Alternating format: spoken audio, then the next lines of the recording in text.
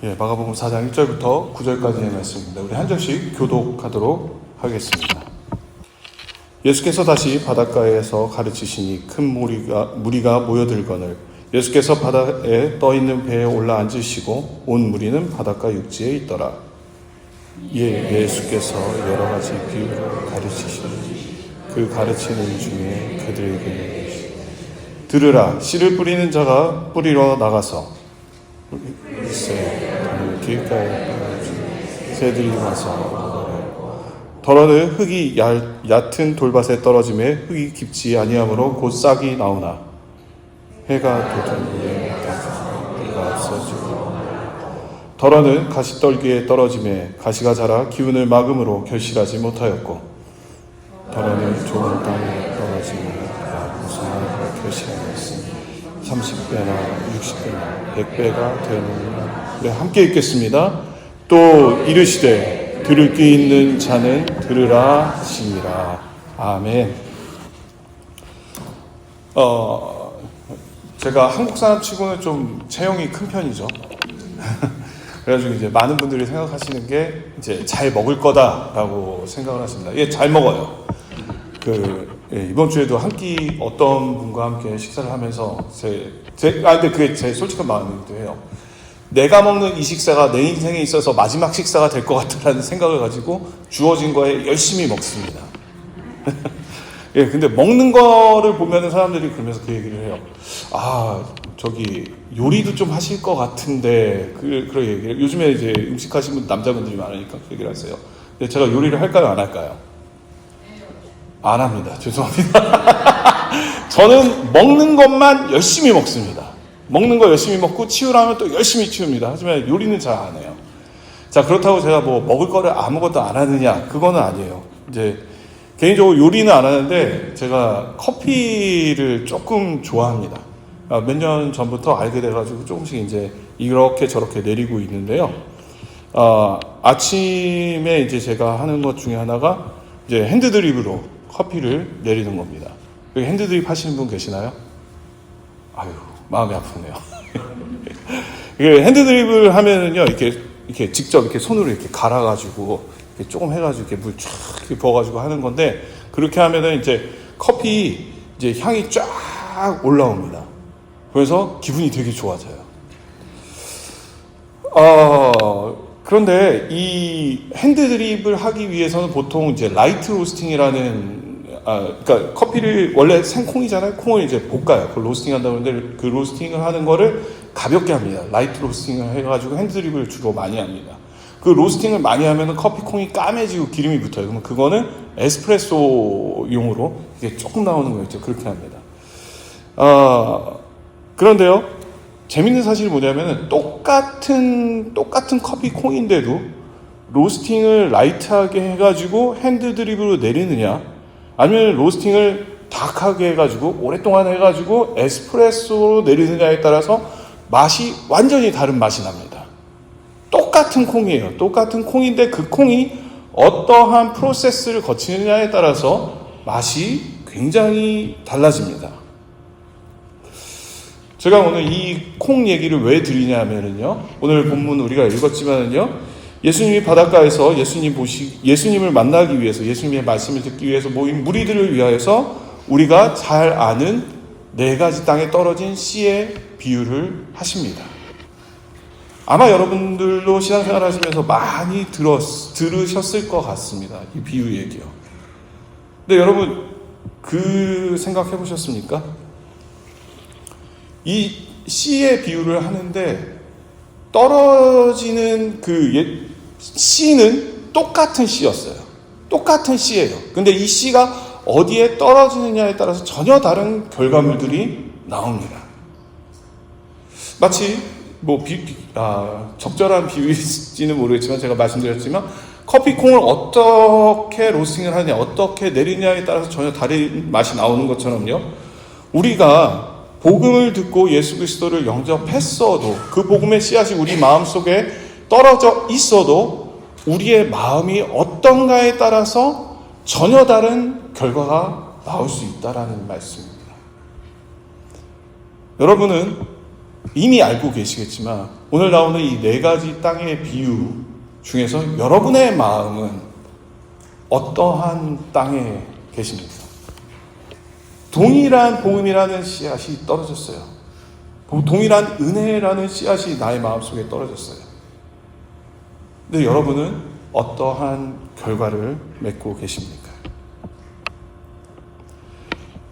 그러시면서 예수님은 이 비유를 말씀하시면서요, 설교의 제목이죠. 또 이르시되 귀 있는 자들은 들으라 라고 말씀을 하십니다.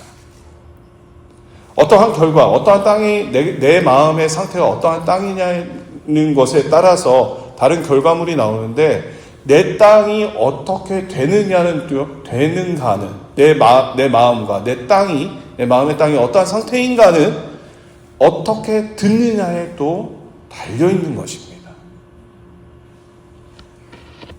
여러분, 우리 모두 다 30배, 60배, 100배의 열매를 맺는 그런 좋은 땅이 되길 바라요. 우리의 그런 소망이 있잖아요. 그러려면 우리는 잘 들어야 됩니다. 그리고 그러기 위해서는요, 먼저 내 마음의 상황이 어떤지, 내 마음의 상태가 어떤지 잘 점검해 볼 필요가 있습니다. 여러분, 제가 사역자로 있으면서 굉장히 난감한 상황에 처하는 경우들이 한두 번씩 있습니다. 그게 어떠한 상황이냐면요, 어떤 사람이, 그러니까 예수님을 믿는다고 그래요. 또 예수님을 오랫동안 믿었다고 그래요. 근데 예수님을 믿었다고 그러는데 바뀌지 않는 사람들이 있어요. 근데 이 바뀌지 않는 사람까지는 괜찮아요. 근데 우리가 또 살다 보면 여러 다른 사람들 만나야지 되잖아요. 그러면 이분이 이제 또 밖에 나가서 그러니까 주일날은 교회에서 뵙지만 주중에는 사회에서, 이 세상에서 사시면서 다른 분들과 또 만나고 여러 가지 일들을 하시잖아요. 근데 이 다른 분이 또 저한테 와가지고 이분에 대해서 얘기를 하실 때 괴로울 때가 있습니다. 뭐 저한테 오지 않더라도 여러분도 제가 어려운 얘기를 하는 게 아니라 쉽게 얘기하자면 그거예요. 내가 어떤 사람을 알게 됐어요. A라는 사람을 알게 됐어요. 일을 하다가. 근데 너무 마음에 안 들어. 그리고 너무 하는 게 이상해. 그런데 알고 보니까 저 교회 장로더라. 저분은 정말 막 도저히 내 상식선으로는 이해가 안 돼요. 그런데 이쪽 교회 권사님이더라. 내가 세상에 이런 사람이 다 있어? 라고 했는데 이쪽 교회 안수집사더라. 그러면 그 교회에서 사역을 하고 있는 사역자의 마음은 그런 얘기 들을 때마다 말로 표현이 안 됩니다. 이거 어떡하지? 그러면서. 근데 여러분, 우리 다 그런 경험을 한두 번씩은 다 있잖아요. 단지 원하고 바라는 거는 내가 그런 사람이 되지 않길 바랄 뿐이죠. 그래서 또 이제 제 스스로에게 또 화살을 돌리자면 목회자도 마찬가지죠. 부끄럽고 정말로 창피하지만은 목회자들 중에서도 저 사람이 목사야? 그런 얘기를 듣는 경우들이 있어요. 참 아이러니하지 않아요? 다 예수를 믿어요. 다 십자가의 능력이 있다고 그래요. 다 복음의 씨앗이 떨어졌어요. 그리고 주일날 교회에서 예배를 드려요. 근데 왜 결과물은 이렇게 다른 거예요? 왜냐하면은 똑같은 복음을 들어도요, 똑같은 복음을 듣고 내 마음속에 받아들이고 그 복음대로 살려고 그래도 내 마음의 상태에 따라서 그 열매가 다르게 드러나기 때문입니다. 예수님은 크게 네 가지로 나누어서 말씀을 하십니다. 첫 번째는 길가에 떨어져서 새들이 먹어버린 씨앗입니다. 그리고 두 번째는 흙이 얕은 돌밭에 떨어져가지고 뿌리를 내리기 전에 해가 막 떠오르면 말라 죽은 그러한 씨앗. 그리고 세 번째는 가시덤불 위에 떨어져가지고 뿌리는 조금 내리고 열매가 맺는 것 같지만 열매를 맺지 못하고 죽어가는 씨앗. 그리고 마지막으로 좋은 땅에 떨어져서 30배, 60배, 100배의 열매를 맺는 씨앗에 대해서 말씀하십니다. 첫 번째로 말씀하신 게 길가에 떨어져서 새들이 먹어버린 그 씨앗입니다. 근데 이 이야기는 제가 맨 마지막에 하겠습니다. 근데 두 번째로 떨어진 씨앗이요. 뭐냐면은 흙이 얇은 돌밭에 떨어져서 뿌리는 내리지만 해가 돋으면은요 타서 말라져 없어버리는 그런 씨앗입니다. 5절 말씀입니다. 더러는 흙이 얇은 돌밭에 떨어지매 흙이 깊지 아니하므로 곧 싹이 나오나 해가 돋은 후에 타서 뿌리가 없으므로 말랐고 라고 기록하고 있습니다. 한국인들의 습성을 나타내주는 표현이 있죠? 빨리빨리. 예.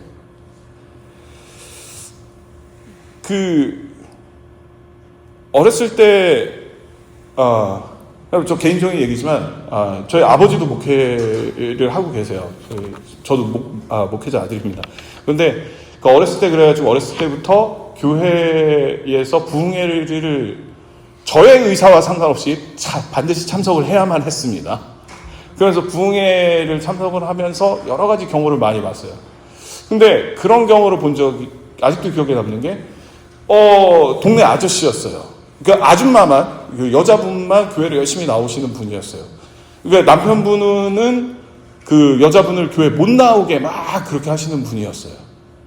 제가 인천 출신인데 저희 동네가 별로 좋은 동네는 아니었어요. 모랫마을이라고 그래가지고 판자촌집이었는데 막 술 먹고 이렇게 소위 말하시는 그런 깽판을 부리시는 그런 분이셨어요.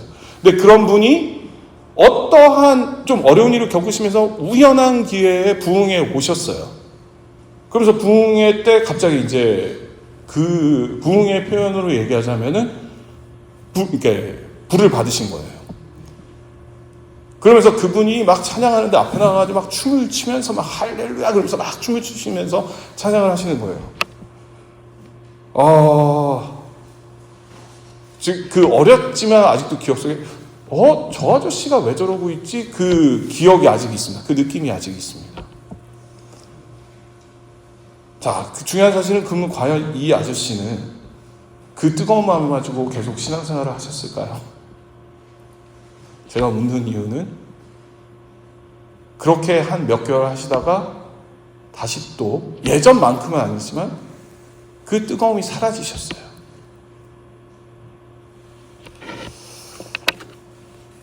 여러분, 복음이라는 씨앗이 뿌려졌습니다. 하지만 뿌리가 깊지 못해가지고 제대로 자리를 내리지 못했습니다. 여러분, 여기서 중요한 사실 중에 하나가 뭐냐면요, 햇빛이 비쳤다라고 성경에서 기록하고 있죠. 여러분, 근데 잘 생각해보면요, 씨앗이 땅에 떨어지고 성장하기 위해서는 반드시 햇빛이 필요합니다. 씨앗이 떨어졌는데 햇빛이 없다. 그러면 성장할 수가 없겠죠. 근데 그 햇빛을 견디지 못하고 타버렸다라는 거예요. 뿌리가 약해서. 이 햇빛에 대해서 여러 가지 생각을 할 수가 있습니다. 하지만요, 우리가 신앙생활을 하면서 우리의 믿음의 뿌리를 내리려고 안간힘을 써야지 되는 것도 사실입니다. 우리가 믿음의 씨앗이 내 마음에 떨어졌는데 그 믿음의 씨앗이, 복음의 씨앗이 내 마음 속에 뿌리를 깊게 내리기 위해서 우리가 안간힘을 쓰지 않으면요, 금방 타버린다는 거예요. 4장을 계속 읽어보면, 오늘 본문 4장을 계속 읽어보면요, 이 비유를 설명해달라는 제자들한테 예수님이 이 비유에 대해서 이렇게 설명을 해주십니다. 또 이와 같이, 4장 16절 말씀입니다. 또 이와 같이 돌밭에 뿌려졌다는 것은 이들을 가리킴이니 곧 말씀을 들을 때 즉시 기쁨으로 받으나 그 속에 뿌리가 없어서 잠깐 견디다가 말씀으로 인하여 환난이나 박해가 일어나는 때에는 곧 넘어지는 자요라고 기록하고 있습니다. 여러분, 재밌지 않아요? 제가 다시 한번 읽어드릴게요. 17절 말씀입니다. 성경 가지신 분들 우리 같이 한번 봤으면 좋겠어요. 17절이에요. 그 속에 뿌리가 없어 잠깐 견디다가, 그 다음 표현이요, 말씀으로 인하여 환난이나 박해가 일어나는 때에는 곧 넘어지는 자요. 어려운 일로 환난이나 박해가 일어난다는 게 아니에요. 내 마음에 그 뿌려진 그 말씀으로 인해서 환난이나 박해를 경험하는 사람들이에요. 좀 역설적인 것 같지 않아요? 하지만 당연한 얘기예요, 생각해보면. 말씀이 떨어지면요, 그 말씀이 정말로 하나님의 말씀이고 정말로 살아있는 말씀이라면은, 말씀이 떨어지기 전에 나의 도덕적 윤리관, 세상에서 생각하는 나의 기준이 이 정도였다라면은, 말씀이 떨어진 이후에는 나의 윤리관과 나의 기준과 나의 정기성의 기준이 반드시 올라가야만 합니다. 올라가지 않으면 그건 말씀이 아닌 거죠. 그렇기 때문에 그 내 윤리적 기준이, 나의 도덕적인 기준이, 내 신앙적인 스탠다드가 올라가기 때문에 당연히 말씀으로 인하여서 우리가 환난이나 박해를 받을 수밖에 없는 거예요. 어려울 수밖에 없는 거예요. 많은 사람들은 말씀을 받고 위로의 말씀, 평안의 말씀, 기쁨이 되는 말씀, 그것만 생각하시죠. 아니요. 제가 안수를 받았을 때 저한테 안수를 주신 목사님께서 자주 하시던 말씀이 이 말씀이셨어요. 하나님의 말씀은 칼과 같다고 했을 때 그 칼이 당신이 느끼기에는 수술용 메스 같다라는 거예요. 왜냐하면 수술용 메스가 결국에 하는 일은 뭐죠? 문제 있는 사람만 수술용 메스가 필요합니다. 수술이 필요한 사람에게만 수술용 메스가 필요하죠. 근데 그 메스가 상처를 가릅니다. 째냅니다. 그리고 그 안에 있는 암덩어리, 잘못된 세포들을 그 수술용 메스로 잘라냅니다. 나를 죽이는 칼이 아니라 그 과정이 너무 힘들고 어렵지만 반드시 겪어야만 내가 살 수 있는 그런 칼인 것이죠. 말씀도 똑같은 것 같아요. 말씀을 처음에 들었어요. 뜨거워요. 뭔가 될 것 같아요. 기쁨이 있어요. 그런데 말씀을 점점 묵상하고 말씀을 내 삶 속에 적용하려고 그러다 보니까 이 성경 말씀이 얘기하시는 거, 예수님의 기준이 점점 높아요. 과연 내가 딱 올라갈 수 있을까? 내가 정말 저렇게 살 수 있을까? 고민에 빠집니다. 환난과 걱정에 빠집니다. 그러다가 중간에 포기하는 사람들도 생깁니다.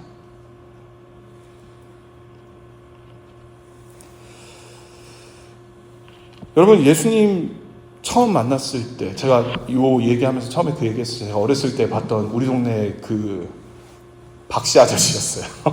박씨 아저씨 얘기했는데 좀 다르지만 우리도 별반 조금 어떤 면에서 비슷한 것 같아요.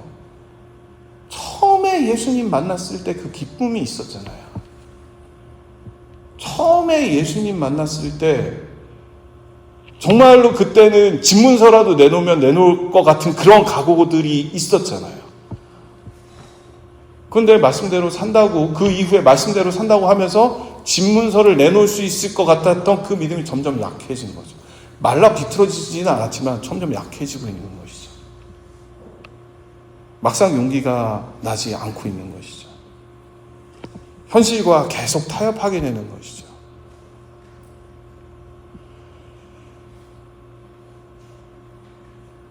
그렇다고 여러분들이 잘못하고 있는 거 아닙니다. 그냥 우리가 인정해야지 돼요. 그냥 우리는 그렇게 연약한 존재예요. 그냥 현실 안에서 살아야지 되기 때문에 발버둥을 쳐도 나날이 힘들고 어려움을 겪을 수밖에 없는 그러한 연약한 존재들입니다.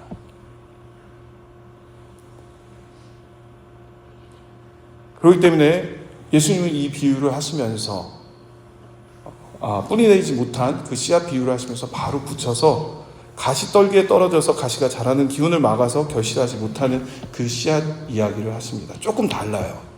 요거는요. 7절 말씀입니다. 4장 7절이요. 더러는 가시떨기에 떨어짐에 가시가 자라 기운을 막음으로 결실하지 못하였고 라고 기록하고 있습니다. 가시떨기 나무의 가시가 그 외부에 있는 그 덤불이 있는 고기에 떨어져가지고 가시나무가 더 커져요. 그러면서 햇빛을 막아요. 그러면서 자라는 기운을 막아서 결실하지 못하게 되는 경우입니다. 이 씨앗은요, 그 뿌리가 없어가지고 타서 없어지는 거랑 약간 달라요. 잘 보면은요, 분명히 내가 어느 정도는 성장을 합니다. 어느 정도는 성장을 합니다.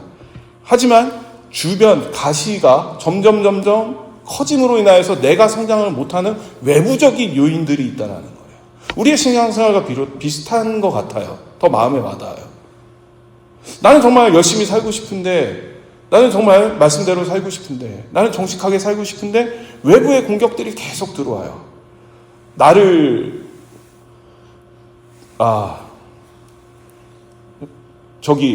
휴스턴에 제가 2015년에 왔는데 그 10년 정도 됐는데 10년 전과 지금 비교해 보면은 제가 약간 분노 게이지가 살짝 상승을 했어요. 그 분노 게이지가 언제 상승을 하냐면은 운전할 때 좀 제가 분노 게이지가 상승을 많이 합니다. 15년에 이러지 않았거든요. 2015년에 제가 처음 휴스턴 왔었을 때 이 정도는 아니었거든요. 근데 요즘에는 운전하다 보면 그런 경우들이 저만 많아지는 건가요? 나는 그래도 깜빡이 켜면 이렇게 비켜주고 들어와 그러고 있는데 내가 어떻게 들어가야지 돼가지고 깜빡이 켜면은 막 뒤에서 막 들이대고 나는 착하게 살고 싶은데 주변에서 자꾸 나를 힘들게 만들고 나를 오해하고 막 그런 상황들이 많이 일어납니다.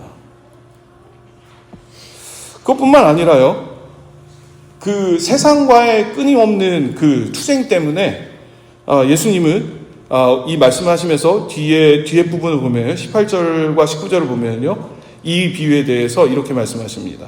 또 어떤 이는 가시떨기에 뿌려진 자니 이는 말씀을 듣기는 하되 세상의 염려와 재물의 유혹과 기타 욕심이 들어와 말씀을 막아 결실하지 못하게 되는 자요라고 말씀하십니다. 말씀을 듣고 뭔가 성장을 하려고 그래요. 이제 어느 정도 뿌리는 내렸어요. 밑에 뿌리가 내렸으니까 성장하려고 그러는데 자꾸 외부적인 요인들이 들어와서 이제는 그 성장을 막고 있는 것입니다. 세상의 염려와 재물의 유혹과 기타 욕심이 들어와서 말씀을 막아 결실하지 못하게 되는 자요. 맞잖아요. 우리가 살면서 외부에서 나를 공격하는 것들이 굉장히 많이 있잖아요. 나는 정직하고 나는 말씀대로 살려고 그러는데 나를 공격하는 것들이 많이 있잖아요. 그렇기 때문에 여러분, 열매를 못 맺어도 될까요? 그렇지 않잖아요. 예수님은 우리의 상황까지도 이해를 하세요. 그렇기 때문에 이런 상황도 있어 라고 말씀하고 계시는 거예요. 하지만 그것이 우리가 열매를 못 맺어도 된다라는 그것을 보증해 주지 않습니다. 오히려 성경 전체를 보면은요, 우리는 열매를 반드시 맺어야만 합니다. 왜냐하면은요, 갈라디아서 말씀을 보면은요, 우리가 잘 아는 성령의 열매 말씀입니다. 성령의 열매는 사랑과 희락과 화평과 오래 참음과 자비와 양성과 충성과 온유와 절제니 열매들이 쫙 등장을 해요. 이 열매를 맺기 원해요. 근데 그 다음 표현이 중요합니다. 이 같은 것을 금지할 법이 없느니라. 어려움을 겪을 수 있어요. 가시가 나와서 자꾸 나를 찌를 수 있어요. 내 성장이 더딜 수 있어요. 어려울 수 있어요.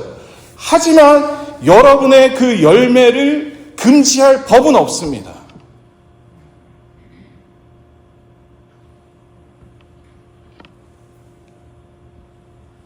우리는 그렇기 때문에 열매를 맺기 위해서 안간힘을 써야 합니다.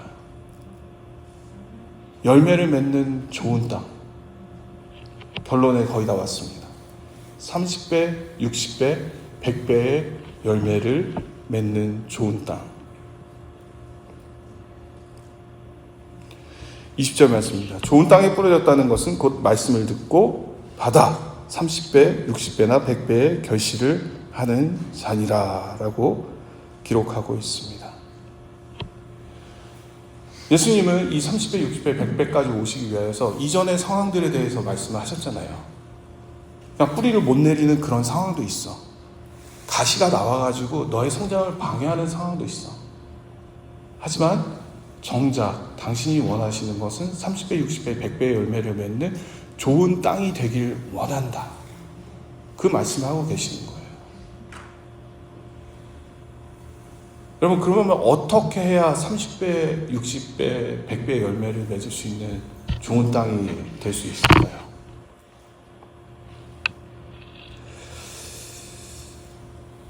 제가 성경을 읽으면서 제가 설교를 하면서 이렇게 울컥하는 경우들이 좀 많이 있어요. 이해해 주시기 바랍니다. 성경을 읽으면서 정말 힘든 마음으로 읽어내리는 구절이 한 군데가 있습니다. 어디냐면은 누가복음 18장 13절에서 14절 말씀이에요. 안 찾으셔도 됩니다. 제가 읽어드릴게요. 누가복음 18장 13절 말씀입니다. 세리는 멀리 서서 감히 눈을 들어 하늘을 쳐다보지도 못하고 다만 가슴을 치며 이르시되 하나님이여 불쌍히 여기소서 나는 죄인이로소이다 하였느니라.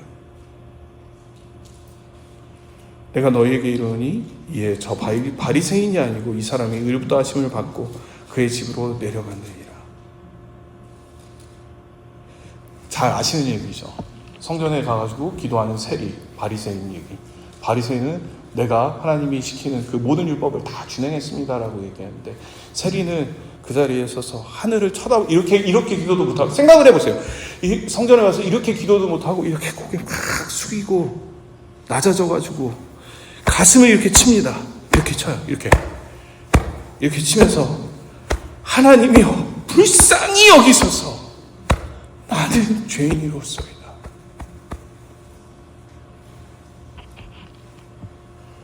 여러분, 좋은 밭이 될 수 있는 비결이 바로 여기에 있습니다.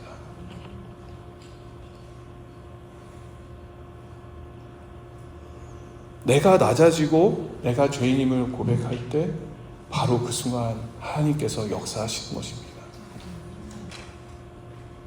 13절에서 세리가 그렇게 고백을 하니까요, 예수님이 이렇게 말씀하세요. 14절 제가 한 번 더 읽어드립니다. 내가 너희에게 이르노니 이에 저 바리새인이 아니고 이 사람이 의롭다 하심을 받아 그의 집으로 내려갔느니라. 무릇 자기를 높이는 자는 낮아지고 자기를 낮추는 자는 높아지리라. 열매 맺는 땅이 되길 원하십니까? 낮아지시길 바랍니다. 제가 처음에 설교를 시작하면서 예수님이 비유로 말씀하시는 그 얘기 중에 첫 번째 땅 얘기를 마지막에 한다고 그랬잖아요. 첫 번째 땅이 어떠한 땅입니까? 바로 길가에 떨어져 가지고 그냥 새가 와가지고 먹어가 버리는 그런 땅이에요. 아마 여기에 계신 분들은 나는 그 정도는 아니야. 나는 그래도 적어도 말씀이 떨어지면은 그래도 그걸 아멘하고 받아들일 수 있는 그런 땅이야 라고 생각하실 수 있을 것 같습니다. 뭐 그렇게 저도 그렇게 생각을 해요.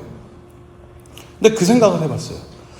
근데 왜 굳이 예수님께서 이런 말씀을 하셨을까?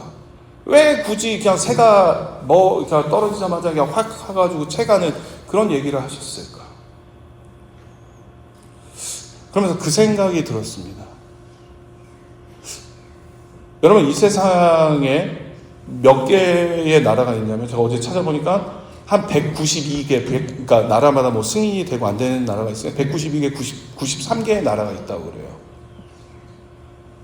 근데 그 192개, 193개의 나라 중에서 성경책이나 복음이 불법인 나라들이 몇 개 정도 될까요?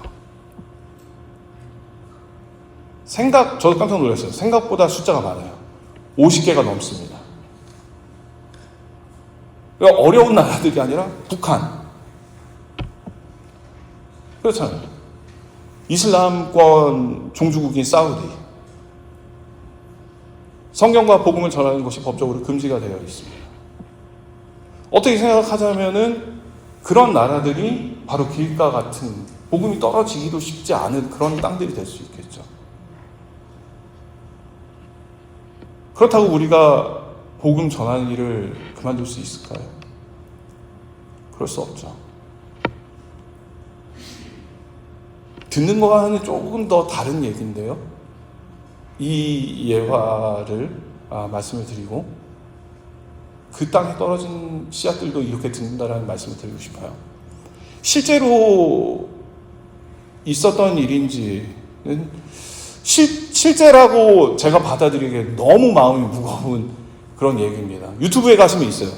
저도 유튜브 보고 발견했는데, 여러분 우리가 알다시피 북한에도 지하교회가 있다고 그러고 정말로 믿는 분들이 계신다라고 우리가 실제를 확인할 수는 없지만 그래도 아름아름 들어서 알고 있잖아요. 그리고 그분들의 탈북을 돕는 분들이 있다라는 것도 우리가 공식적인 채널 아니면 비공식 채널을 통해서 우리가 많이 얘기를 듣고 그분들이 계신다라는 걸 알고 있어요. 그 중에 한 분이 한 얘기입니다. 탈북을 돕기 위해서 어떤 분을 만났대요. 근데 연세가 많으신 어르신이었습니다.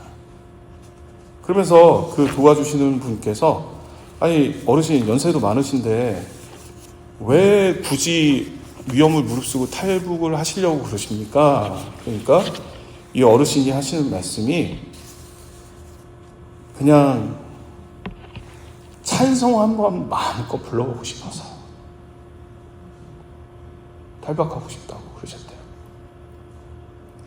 그러니까 이 탈북을 도우시는 목사님이 그거 자체가 너무나 도전이 돼가지고, 예 알겠습니다 어르신, 그럼 제가 도와드리겠습니다 그랬대요.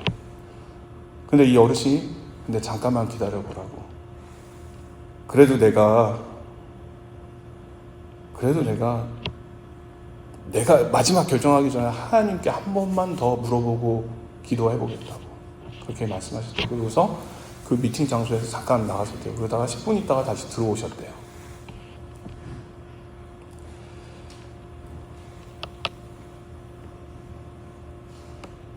그러면서 인터넷에 있는 거 제가 그대로 따온 겁니다. 그래서 이렇게 말씀하셨다고 합니다. 내가 하나님께 물었소이다. 저 미국에서 온 아무개 목사가 우리를 돕겠다는데 따라갈까요? 라고. 그런데 하나님은 내가 능력이 없어서 너희들을 북조선에 남겨두는 줄로 아느냐 하고 하시더군요.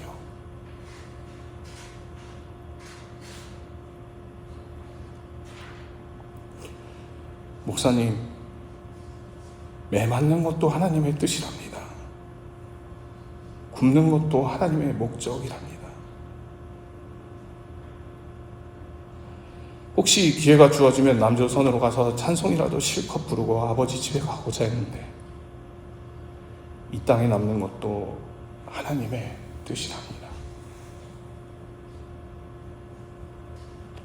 여러 가지 생각이 많이 들었어요. 나 이렇게 힘들게 살아도 10분 만에 하나님의 뜻을 듣고 싶은 그 욕심이 생겼어요.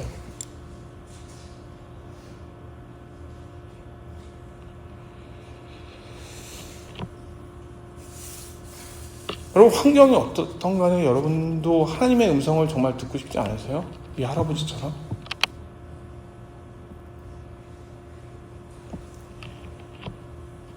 하나님의 음성을 잘 들어야만 합니다.